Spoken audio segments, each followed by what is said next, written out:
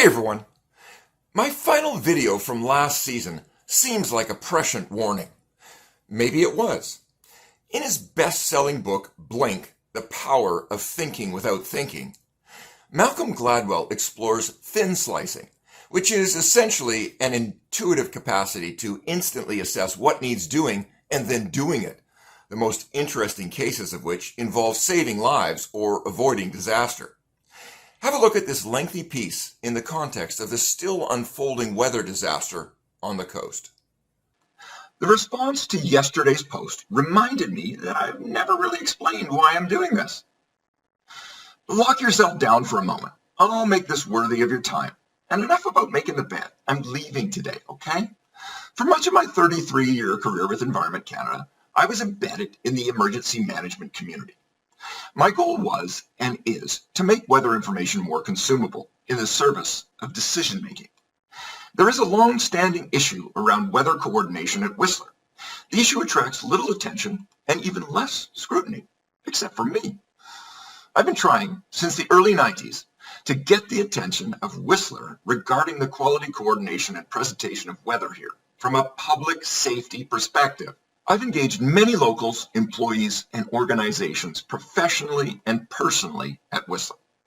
In a playpen as big, varied, populated, and risk-exposed as the S2S, critical decision makers accessing multiple sources of weather information is slightly problematic.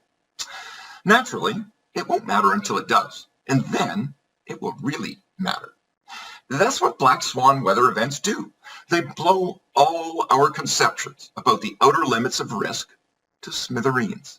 And it's always suddenly too late. Perhaps the biggest weather story of my career was the October 2003 tropical punch. You've probably forgotten it, not me. At 6 p.m. on October 17th, after soaking up 600 millimeters of rain, the Daisy Lake Dam reached red alert stage, meaning the reservoir was full and approaching free spill condition. Widespread flooding downstream was a certainty. The time before floodwaters reached the uppermost residences, about an hour, it was time to evacuate. And then, 18 months later, our 1 in 200 year storm happened again, literally destroying the ski season in January of 2005. The following groups or agencies are creating weather forecasts for the S2S. In the Alpine, Whistler Ski Patrol, Whistler Heli Skiing, Blackcomb Ski Patrol, Avalanche Canada, RWDI Consulting Engineers and Scientists, and yours truly, meteorologist David Jones. In the Valley, it's Environment Canada, the Weather Network, and WeatherNet, a private contractor that serves the contractors that keep the roads and mountain passes clear of snow in the winter. And that's not including the myriad providers of unvetted and completely automated and not connected to any warning system whatsoever, which is the holy grail of forecasting product from the likes of snowforecast.com and all the rest. I know some officials are using because I've asked them. Despite a revolution in every aspect of weather forecasting, to which the public is largely oblivious, and in communication technology, the same deterministic, static, and archaic, inadequate forecast formats appear on almost every weather menu, often served up by non-experts in local meteorology, communication, or even customer service. What business can afford not to consult a proper weather expert nowadays? But they don't. Why? Because most people's introduction and conception of weather comes from newscasts. And by now, you know, IMHO, that's mostly just rubbish. The net result is that nearly no one has any idea of what is possible today in weather. We're going to change that. And by we, I mean all of us, because that's what it's going to take to tear down the walls and fill the bloody moat built by your friendly local newscasters.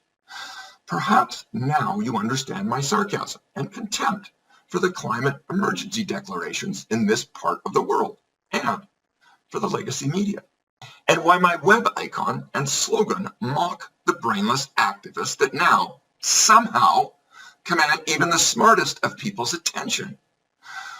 We're in a tragically stupid era where third-rate academics and QAnon are winning the battle for eyeballs, and where cynical, poisonous, critical theories are, in the words of James Lindsay and Helen Pluckrose, two experts on the subject, ruining everything. There's no bloody climate emergency in the S2S. That's just Orwellian. Coastal BC is adjacent to the biggest climate stabilizer on the planet, the Pacific Ocean. Climate change is a slow-rolling train wreck for which there are no solutions, only trade-offs, as Thomas Sowell would say.